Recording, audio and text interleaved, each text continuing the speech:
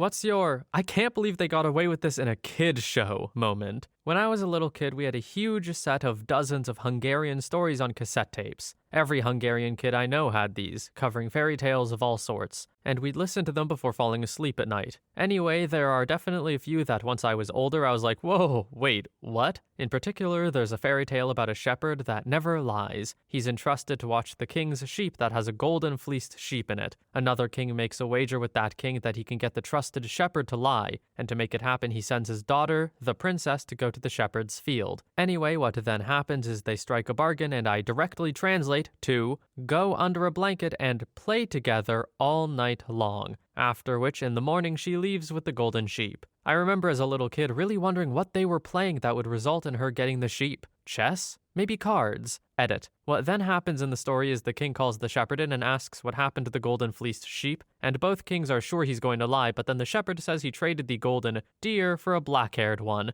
Then everyone has a good laugh about how clever he is, the shepherd marries the princess, and they all live happily ever after. Trust me guys, Hungarian fairy tales are weird. Story 2. This was actually in a movie, but the scene in the My Little Pony movie where the main six wind up in this sketchy town with the different creatures wanting to buy them for auction. There's this cat, Capper, who finds the group and dips his tail in a puddle of purple ooze to flick on the ponies, and he shouts to tell the other creatures to get away from them, saying they have something coloritis, basically a fancy way of saying pastel colors, and how it's infectious. He does the same thing to one of the fish people standing by. The fish person sees the purple spots on him and freaks out. Capper just says, "Enjoy your last moments and don't touch anyone because parts will fall off." The fish guy grabs his junk and runs off screen, along with the rest of the surrounding creatures. Completely missed it the first time I saw the movie. When I rewatched it, I was crying from laughing so hard at just how perfectly it played out. Capper does say the last part, parts will fall off, really quietly, so you might have trouble hearing it the first time. Story 3. Old school story. Back in the early 1960s, when TV was strictly censored, comedian Soupy Sales made it his mission in life to get away with stuff you're never supposed to do on television. Soupy was kind of a Pee Wee Herman man-child whose show was adored by kids and watched by teens and young adults. One of the characters on his show was a guy in a dog costume called White Fang.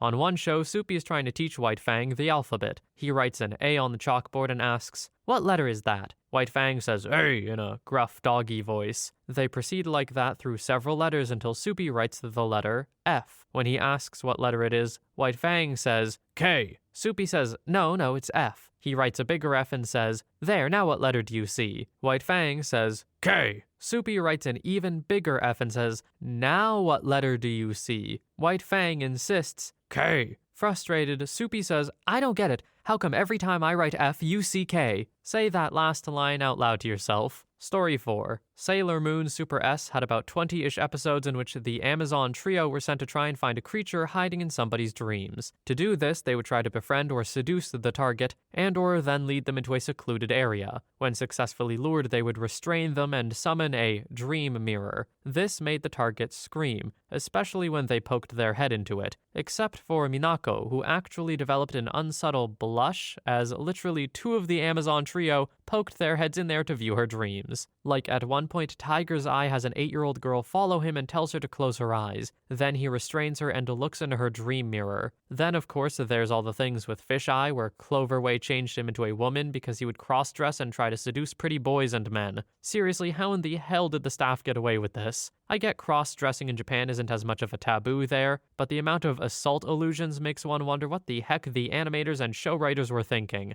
Takeuchi did not include that in the manga. It is definitely one of the more uncomfortable aspects of anime, when that sort of thing is just sort of thrown in there. Not like a big plot point or anything. No deeper meaning like a Perfect Blue style or whatever. It's just kind of there, and you're like, oh, alright. I don't know how they get away with it either, especially for a kid's show. Story 5. From Wallace and Gromit, Curse of the Were-Rabbit. Lady Tottington says, "Do you think a man can change, Wallace?" Wallace says, "Change? Oh yes." Victor, who's cutting some flowers, says, "Really, Philip, the things one does for love," hums the wedding theme. Lady Tottington says, "Mr. Wallace." Wallace says, "Oh, Toddy." Victor says, "Toddy?" and throws the flowers to the ground, and Philip smashes them. Lady Toddington says, "I'd like to show you one last thing, something no man has ever seen. My carrot de chantenay." Wallace's eyes widen. "Just smell it, Wallace. Feel its silken flesh." Wallace says, "Oh, yes," and she replies with, "Isn't it the most sumptuous, succulent specimen you've ever seen?" "Yes." "Doesn't it fill your heart with desire?" "Yes." "Just imagine what it would taste like." Gromit then throws out a stalk to turn the shower on, and they both scream. Story 6. Pretty much anything in Rocko's modern life. 1. A food chain called Choky Chicken. 2. The episode with No Tell Motel. 3. The Suck-O-Matic episode. There was a scene where a Suck-O-Matic runs through a field of pixies. It sucks them all up, including the long grass. The only thing left was a kid in his underwear with binoculars, drooling. 4. Bev Bighead was always trying to seduce Rocko. 5. Rocko always running into the hippo lady. Usually he accidentally grabs her inappropriately. Then she smacks him. I remember one time he fell between her cleavage. He got smacked and landed in front of a random character who looks Rocko up and down and says, "Boy, you got a buoy in your pants." 6. The nude band called the Dangles. And 7. Heifer literally went to hell. I'm sure there are others, but these are the only I can think of off the top of my head. It was my favorite Nickelodeon show in the early 90s. Story 7. Rugrats got away with a lot, but the one that shocked me the most was when they made reference to the harassment allegations against Supreme Court Justice Clarence Thomas. It was from the episode where Charlotte brought Angelica and Tommy to work with her. Angelica asked Charlotte, who was on the phone with her assistant Jonathan, a question, and Charlotte responded with this: "Of course you do, sweetie. Not you, Jonathan. You know I'd never call one of my employees sweetie, especially not after the Clarence Thomas hearings." I didn't get that reference as a kid, but after I learned about Thomas and that Anita Hill had said he had harassed her, my jaw dropped. To this day, I don't know how they got away with that. Story 8. 1. That part in Total Drama Island where Heather had her breasts exposed. I mean, it was censored, but still. 2. In Batman, the animated series, Harley Quinn dances covered in a giant pie. We don't even know if she had clothes on.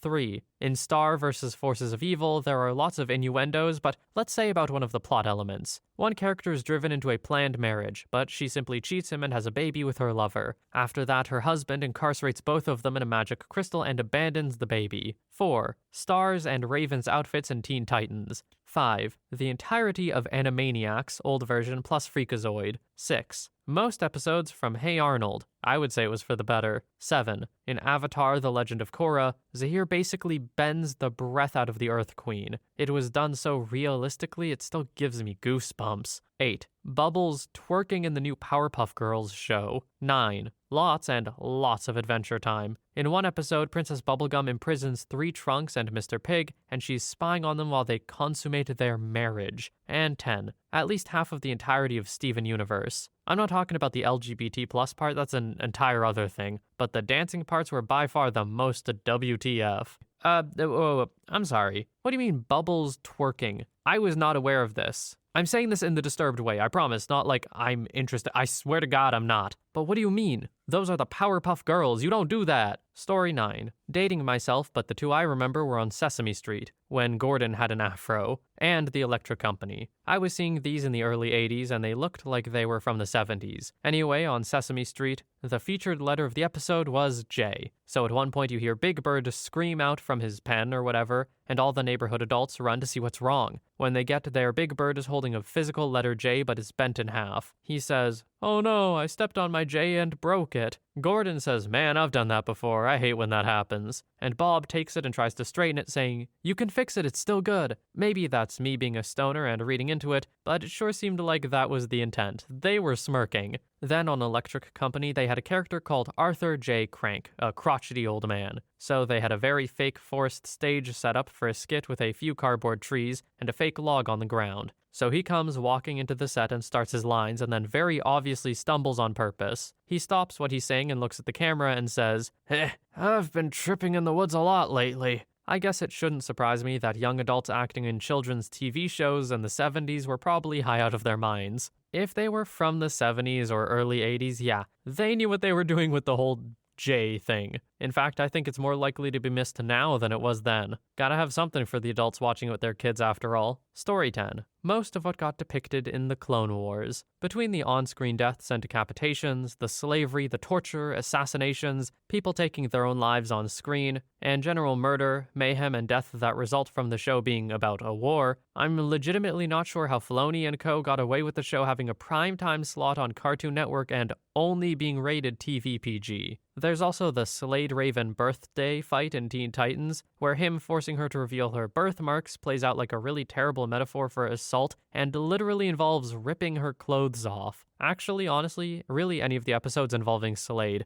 That man was creepy as hell, and there's some bad implications in basically all episodes that, depending on the storyline, are backed up in the comics that they're based on. And also, quite a bit of the Legend of Korra. Especially the whole murder and taking one's own life in the Book 1 finale, the murder of the Earth Queen as well, and the quite graphic torture in the Book 3 finale. Story 11. Just because it's animated or puppets doesn't mean it's a kid's show. Sausage Party, Ren and Stimpy, Aqua Teen Hunger Force, and Team America World Police aren't really kids' shows. Prior to that, all the American animation I know of, a huge bulk, was strictly for small children, except for the work of Ralph Bakshi and Heavy Metal, 1982. Bakshi's Fritz the Cat, 1972, shocked people and got an X rating. That didn't mean adult content, it just meant 18 plus only in the era. But it was a death sentence for distribution, as theaters that showed these adult features were shunned in many communities. Oddly, Stone and Parker talked about the ratings board being more strict on scrutinizing Team America's intimate content because it was puppets, which they interpreted as a kid's media. It's hilarious because, the puppets don't have the parts.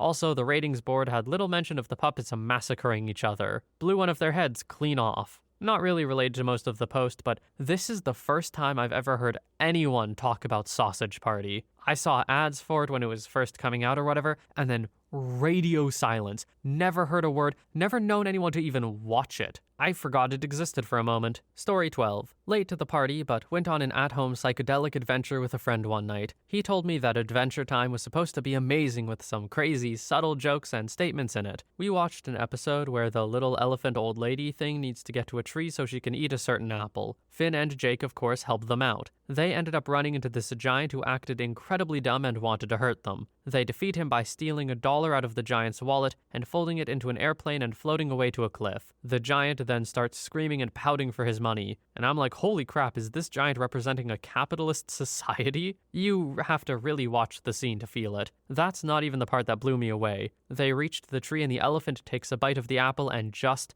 disappears. She vanishes and Finn and Jake just stare into the camera. Scene cuts to credits, and the credit sequence is the elephant happily walking through a spooky forest with a low, somber music playing. That was a gnarly episode. I've never watched Adventure Time personally. I have a couple friends who have, but I think most of them were incredibly high when they watched it. That seems like the vibe for the show. I'm sure it's an actually good show, don't come at me. But just every time I hear someone talk about it, they're usually talking about being high as well. Story 13. Real monsters. They were attempting to give someone a nightmare, and to do so, Oblina, the black and white snake-like one, proceeds to stick a finger in the man's ear and begins rubbing his brain with a come-hither motion with an inside view given to her audience. Her friend and fellow monster Ickis looks at her and says, "I thought you were supposed to use 2 fingers." To which Oblina replies, "That, my dear, is why you've never given a satisfying nightmare." I only recently saw this while rewatching cartoons on the CBS app, and it made my jaw drop. Also, in the CatDog movie, they thought their parents would be a male/female cat dog.